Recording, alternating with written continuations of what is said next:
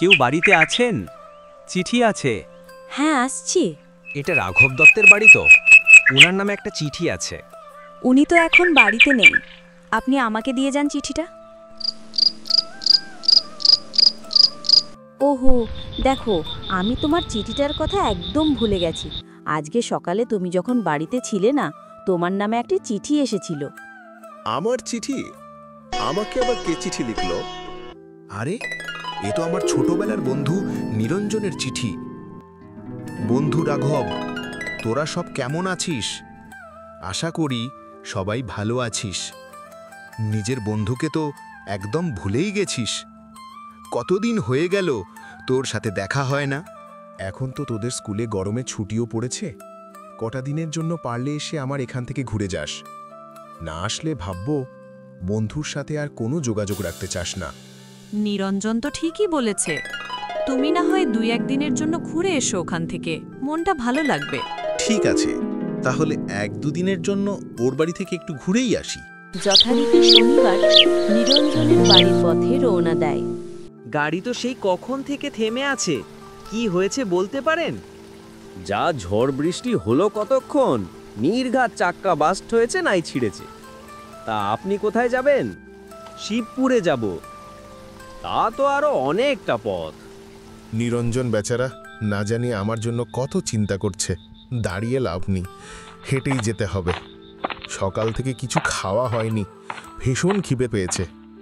বাপ রে, বড্ড দেরি হয়ে গেল, বৃষ্টিও ছুটছে না।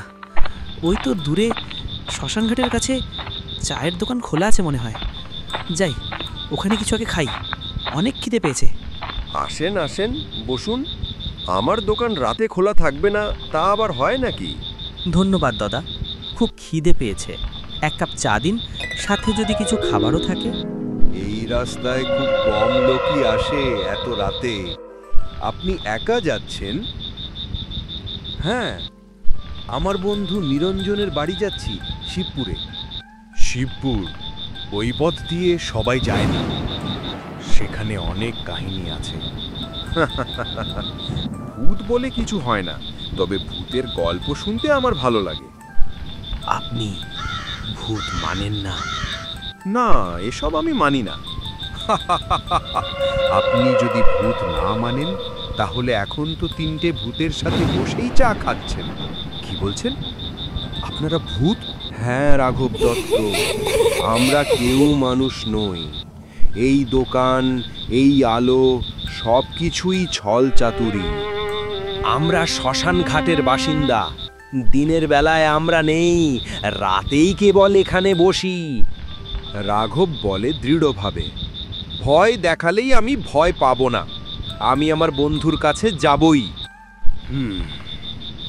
সাহস আছে, তবে মনে রাখ, আজ থেকে আমরা তোর সাথে থাকব। আমি মানুষের বন্ধুত্বে বিশ্বাস করি, ভূতের বন্ধুত্বে নয়। শ্মশান ঘাট পার হয়ে যাস যদি সাহস থাকে। আমি যাবই, কেউ আমাকে আটকাতে পারবে না।